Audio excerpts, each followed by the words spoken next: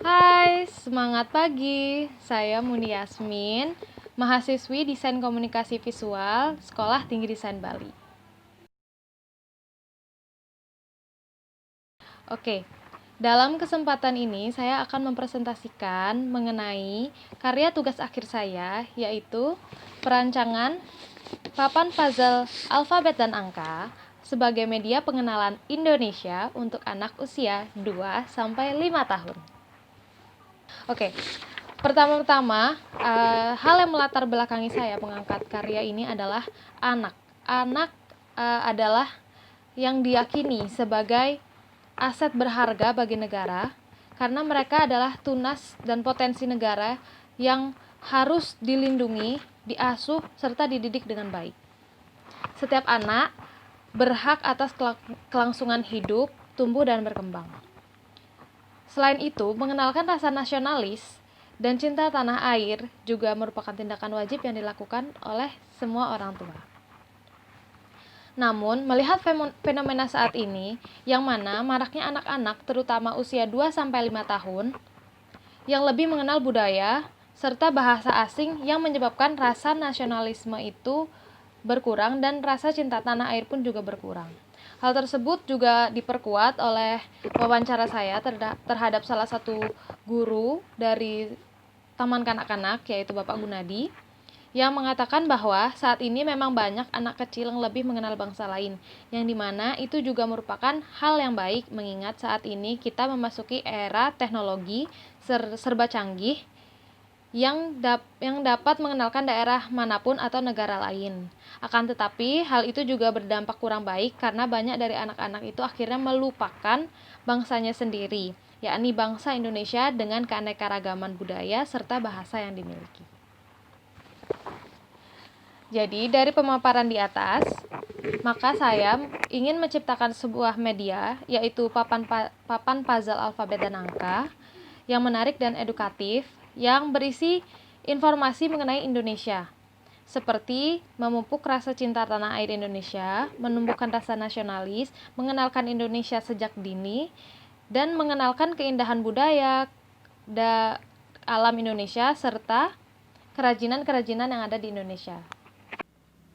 Oke, untuk selanjutnya adalah saya akan membahas tentang 3 poin utama. Yang pertama adalah konsep apa yang tepat digunakan dalam perancangan papan puzzle alfabet dan angka sebagai media pengenalan Indonesia untuk anak usia 2-5 tahun di Denpasar. Yang kedua adalah bagaimana proses perancangan papan puzzle alfabet dan angka sebagai media pengenalan Indonesia untuk anak usia 2-5 tahun di Denpasar. Dan yang ketiga adalah media promosi apa saja yang tepat untuk digunakan dalam mempromosikan papan puzzle alfabet dan angka sebagai media pengenalan Indonesia untuk anak usia 2 tahun sampai 5 tahun di Denpasar. Oke, selanjutnya adalah tujuan serta manfaat dari perancangan.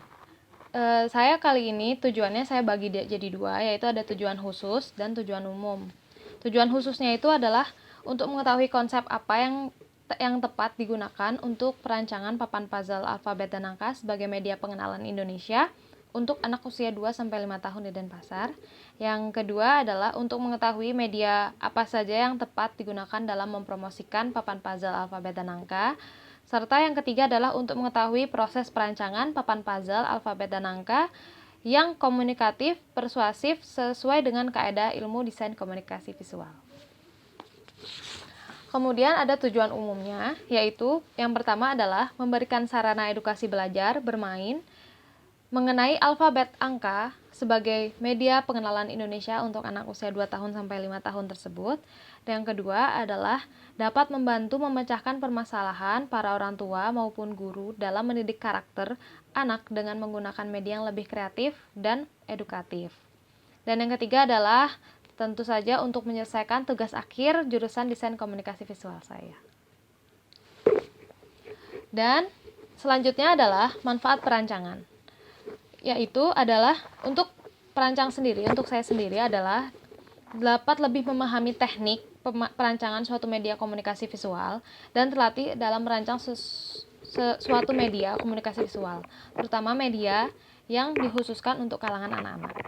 Selanjutnya untuk para guru adalah manfaatnya untuk membantu dalam proses mendidik anak-anak di kelas. Seperti permainan ini adalah permainan yang dapat digunakan untuk belajar juga, begitu.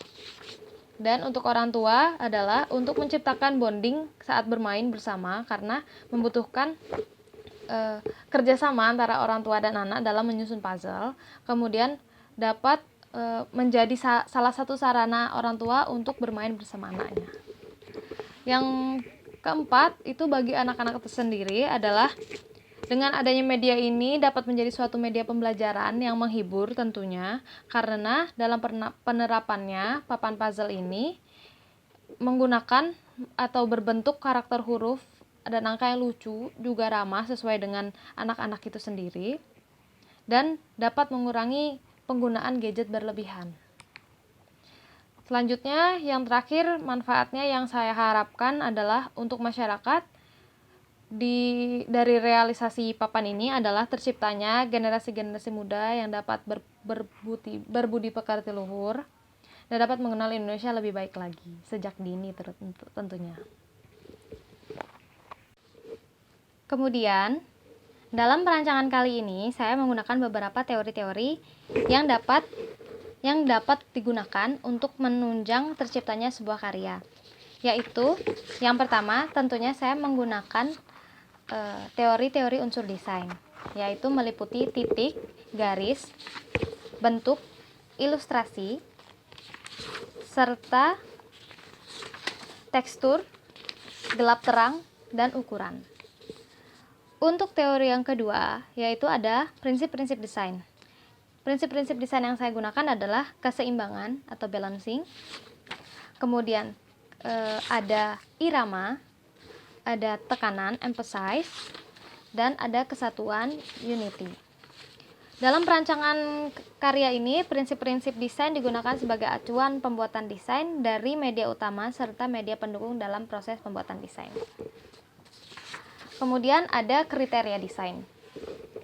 Untuk kriteria desain sendiri, saya bagi menjadi 10 bagian, yaitu yang pertama fungsional, dan yang kedua komunikatif, ketiga informatif, keempat ergonomis, kelima estetis, keenam unity atau kesatuan, ketujuh kreatif, kedelapan simplicity, kesembilan surprise atau kejutan, dan 10 ada etis. Untuk teori-teori dari kriteria desain, yang pertama adalah fungsional itu. Yang saya maksud di sini adalah berfungsi untuk memberikan edukasi mengenai pengenalan Indonesia seperti memupuk cinta tanah air dan rasa nasionalis kepada anak usia 2-5 tahun. Dan untuk yang komunikatif adalah menggunakan ilustrasi dengan konsep dan karakter kartun fiksi. Hal tersebut bertujuan agar dapat mudah menarik perhatian target, yaitu anak-anak, dan juga dapat mudah menyampaikan isi yang ingin disampaikan. Jadi lebih gampang dalam membahasakan sebuah gambar. Dan yang ketiga adalah informatif, yang pastinya tentu berisi informasi-informasi tentang Indonesia itu untuk anak-anak. Dan ergonomis, yaitu adalah dalam kali ini adalah bertujuan untuk menggambarkan alfabet dan angka serta pengenalan Indonesia tersebut agar lebih mudah dimengerti secara visual. Yang kelima estetis, yaitu selain estetis kan pasti artinya memiliki nilai keindahan. Jadi tentunya saya akan membuat ini semenarik mungkin agar dapat menarik perhatian dari targetnya, yaitu anak-anak. Kemudian ada unity. Dalam perancangan ini akan memperhatikan mengenai pemilihan warna, jenis font atau tipografi yang digunakan serta konsep karakter alfabet dan angka serta ilustrasi yang sesuai dengan target media. Kemudian ada kreatif, yaitu meliputi dari perancangan ilustrasi, warna, juga isi konten serta pesan yang ingin disampaikan serta media-media yang akan digunakan. Kemudian ada simplicity atau kesederhanaan. Kesan ini simple dalam artian mudah dipengerti terhadap anak-anak dan dapat diterapkan lebih gampang lagi dalam bentuk ilustrasinya. Jadi anak-anak lebih mudah mengerti. Untuk surprise, yaitu anak-anak kan tentunya suka akan sebuah kejutan. Jadinya saya ingin memasukkan elemen surprise-nya terhadap anak-anak dan tentu saja tetap memberikan nilai edukasi dalam permainan papan puzzle ini ya, dan juga tetap menghibur dalam bermainnya. Yang terakhir, yang 10 adalah etis, yaitu tidak melanggar norma-norma yang berlaku di Indonesia. Jadi masih tidak ilustrasinya itu tidak mengandung unsur sara. Kemudian ada teori semiotika. Teori semiotika sendiri adalah ilmu yang mempelajari tentang makna. Dan di sini saya mengambil teori semiotika dari pandangan Bapak Ferdinand de Saussure. Jadi teori semiotika yang ini adalah secara singkat digunakan untuk menelaah tanda-tanda dalam bentuk sebagai berbagai bentuk. Untuk kali ini, kenapa saya memilih Bapak Ferdinand de Saussure? Ya, saya memanggil Bapak biar lebih akrab, padahal nggak pernah kenal sih sebenarnya. Jadi kenapa? Karena dalam Ferdinand Saussure ini terdapat istilah strukturalisme yang memiliki beberapa pandangan, antara lain signifier dan signified, atau tanda dan petanda, penanda dan petanda.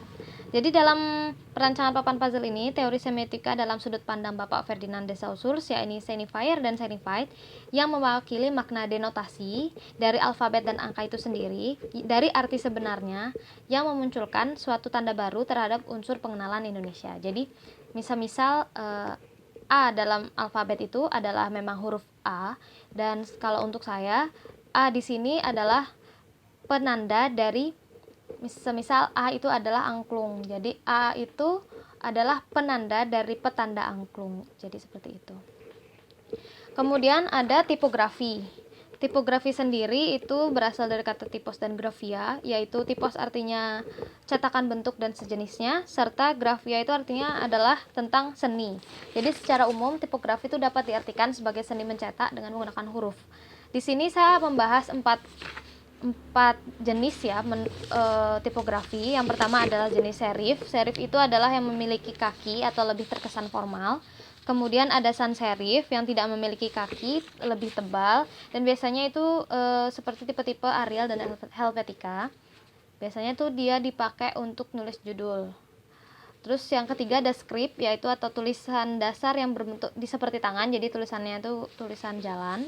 Dan yang terakhir ada dekoratif, adalah huruf yang dicirikan dengan adanya unsur-unsur ornamen yang berbentuk atau ya lucu-lucu lah, fancy-fancy gitu. Jadi saya dalam perancangan ini, tipografi digunakan sebagai penentuan jenis font dari media utama serta media pendukung dalam proses perancangan.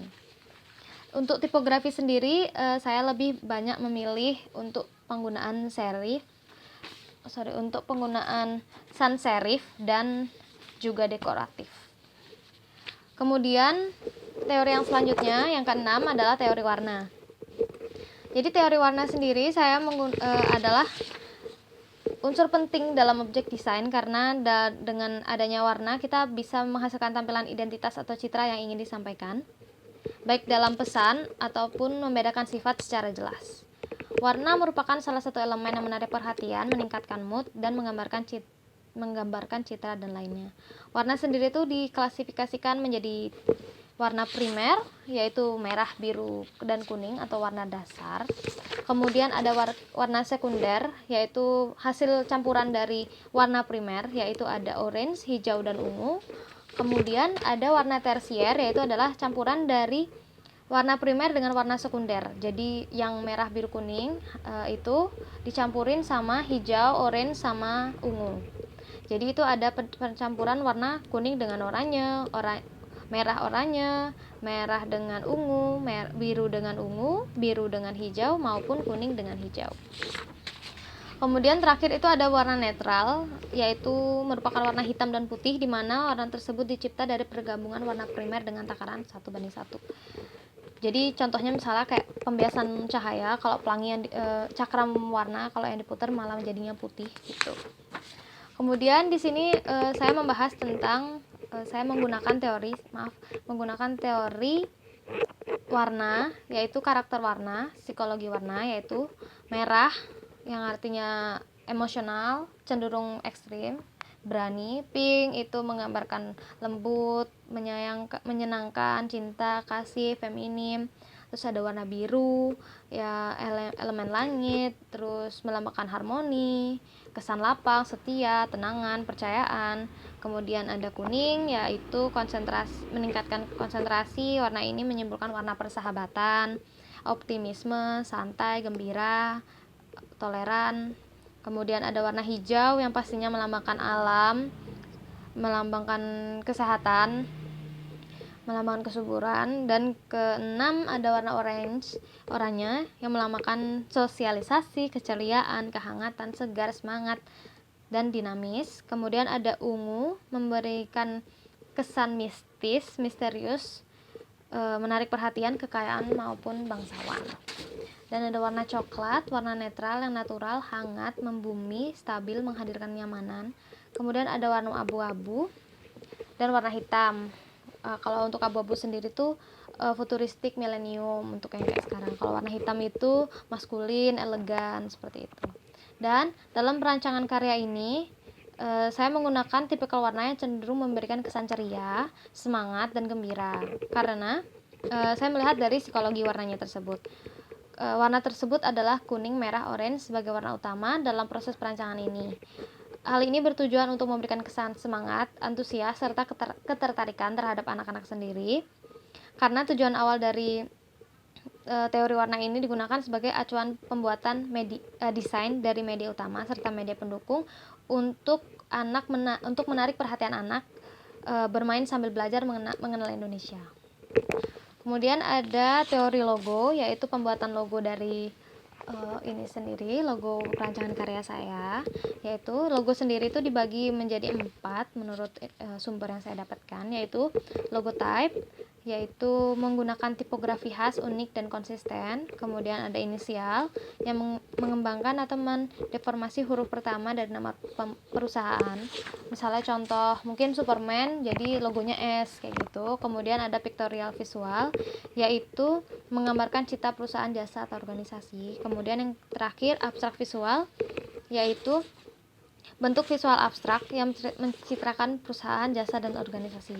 Jadi untuk perancangan logo ini, yang terakhir ada kombinasi, yaitu antara pembentukan huruf dan gambar. Jadi dalam perancangan karya ini, logo yang saya gunakan adalah logo type menggunakan huruf. Teori media memiliki peran dalam kegiatan promosi pastinya, karena melalui media suatu bentuk pesan dapat disampaikan dan dapat ditangkap oleh indera konsumen. Media komunikasi di sini dibagi menjadi 3, yaitu ada above the line atau media lini atas, dan ada below the line, media lini bawah, serta ini ada media yang baru adalah media online atau media peralihan. Jadinya kalau untuk media above the line atau lini atas itu merupakan iklan yang dibebani oleh agensi commission fee atau yang ada pajaknya, yang termasuk dari ATL sendiri. Atau media above the line adalah majalah, TV, billboard kayak gitu. Kalau yang untuk below the line itu ada seperti poster, brosur, flyer yang secara tidak dipungut oleh biaya pajak. Kemudian ada media yang terakhir, yang media baru adalah media online, yaitu untuk saat ini media yang berkembang lebih ke media online, yaitu masa peralihan antara media cetak ke media online. Jadi ada sama sih seperti halnya media above the line dan below the line, tapi kalau untuk media sendiri ada banyak, ada seperti sosial media, ada website, dan lain sebagainya. Dan dalam perancangan karya ini, teori media digunakan sebagai landasan dalam mengenalkan media utama. Kemudian ada media utama serta media pendukung pastinya. Kemudian ada teori kemasan, yaitu fungsinya untuk melindungi kualitas produk, meningkatkan nilai dan fungsi dari sebuah produk. Dalam perancangan media papan puzzle sederhana ini, teori kemasan akan diterapkan pada pembuatan kemasan itu sendiri dari papan puzzle. Tujuan dari ini adalah berfungsi sebagai pelindung puzzle agar kualitasnya tetap terjaga, serta sebagai identitas dan citra produk dari media yang penulis rancang. Kemudian ada teknik cetak. Untuk teknik cetak saya membahas dua teknik cetak yang akan saya gunakan, yaitu teknik cetak offset, yaitu adalah teknik mencetak yang digunakan gambar bertinta yang kemudian ditransfer terlebih dahulu dari plat ke lembaran karet untuk kemudian dicetak pada permukaan yang akan dicetak. Ya, untuk teori cetak sendiri, untuk offset sendiri ada dua mesin, yaitu mesin lembaran dan mesin gulung. Kemudian yang kedua adalah cetak digital printing yang akan saya gunakan. Suatu teknik cetak tanpa melalui proses pembuatan acuan cetak, melalui proses digital atau any printing complete via digital file yang sekarang lagi musim, yaitu digital printing. Keunggulannya sendiri itu karena lebih gampang dan lebih mudah dicari. Untuk perancangan karya ini, teori cetak digunakan sebagai landasan dalam mencetak media utama serta media pendukung. Dan untuk selanjutnya yang saya akan bahas adalah mengenai media-media apa saja yang akan saya gunakan.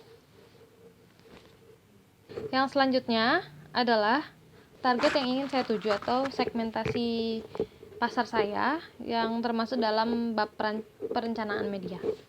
Jadi target pasar saya itu menurut geografisnya atau menurut suatu daerahnya, saya lebih memilih menargetkan kepada daerah perkotaan sebagai lokasi utama dari pemasaran.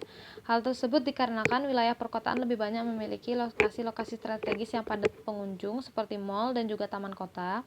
Selain itu, pengaruh dari rasa gadgetnya itu dirasa lebih banyak dampaknya di perkotaan, sehingga fungsi dari media papan puzzle alfabet dan angka ini dirasa lebih tepat jika dipasarkan di daerah perkotaan.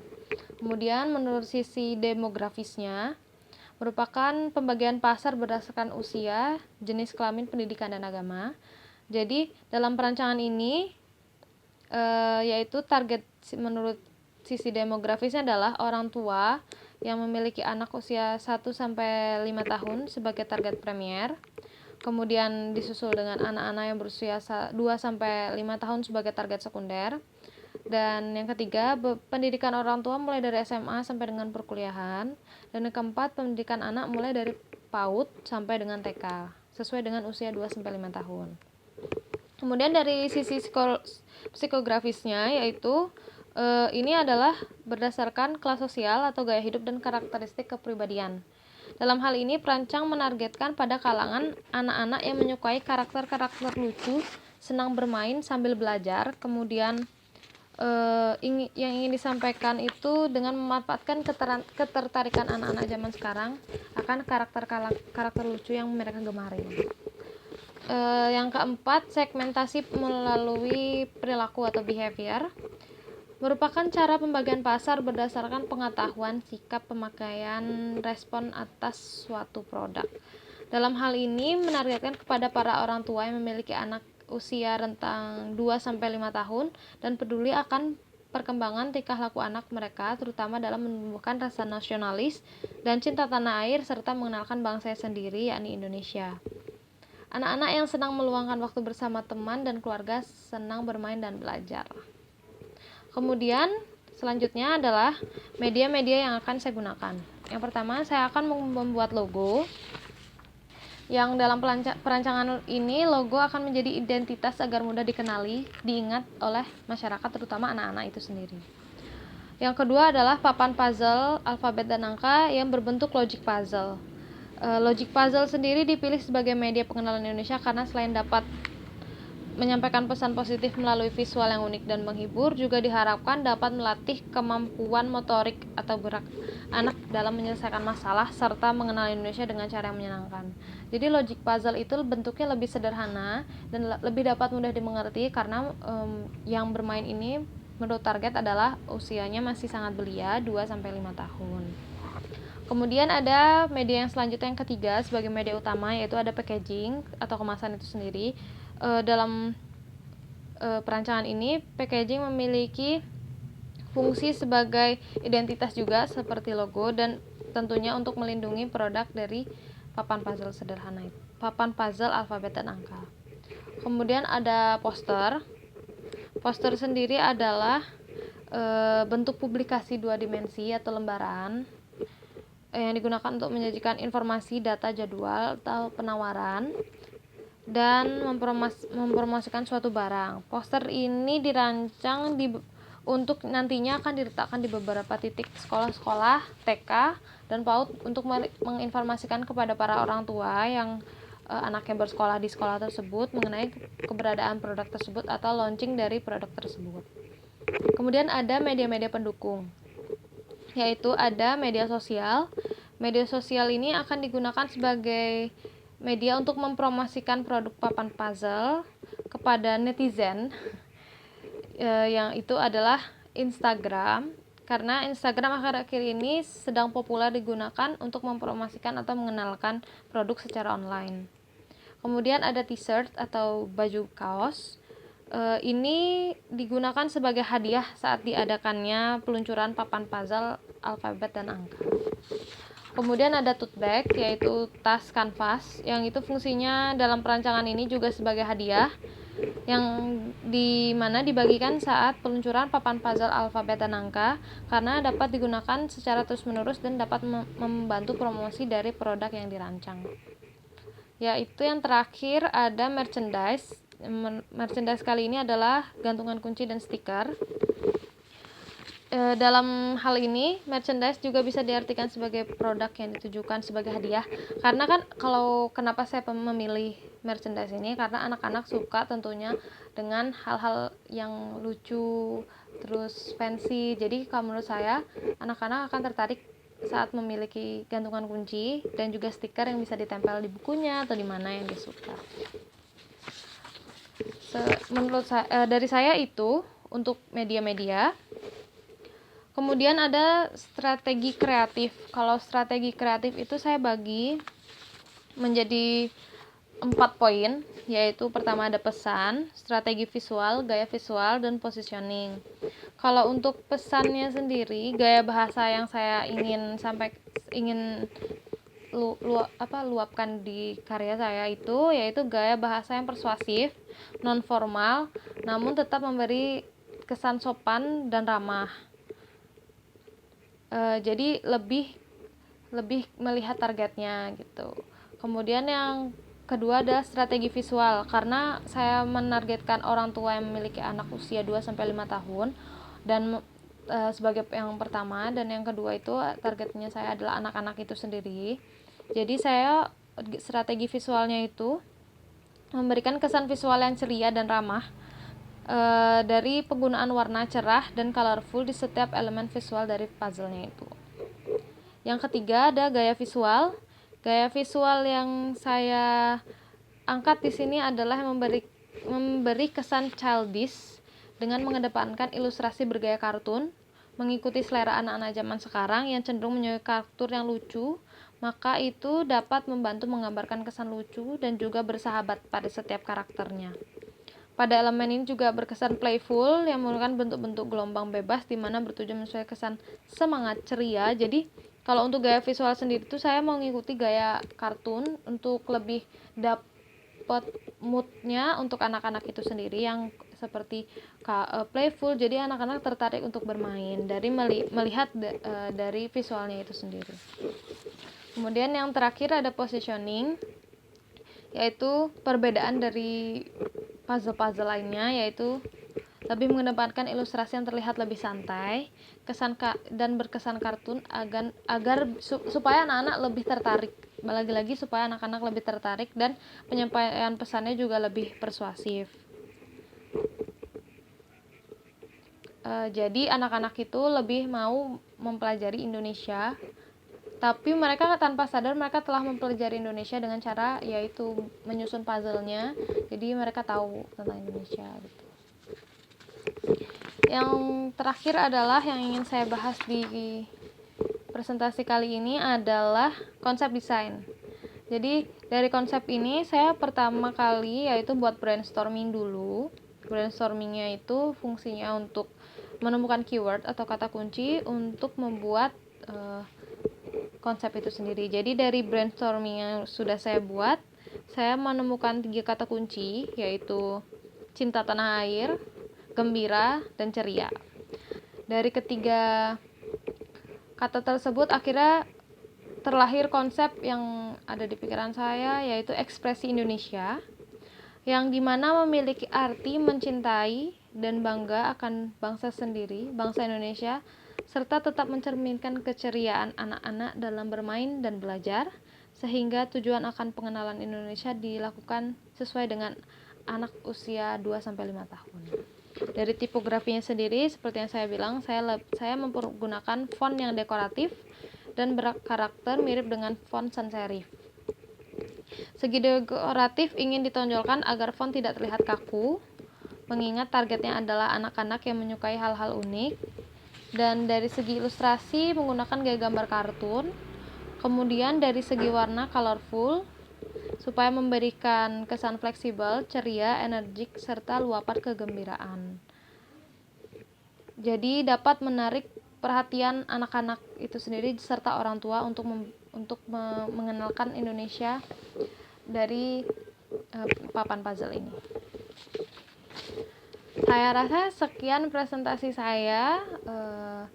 Mungkin nextnya akan saya jelasin lagi media-media yang akan saya buat. Tapi untuk kali ini mungkin itu akan saya buat di part 2 ya.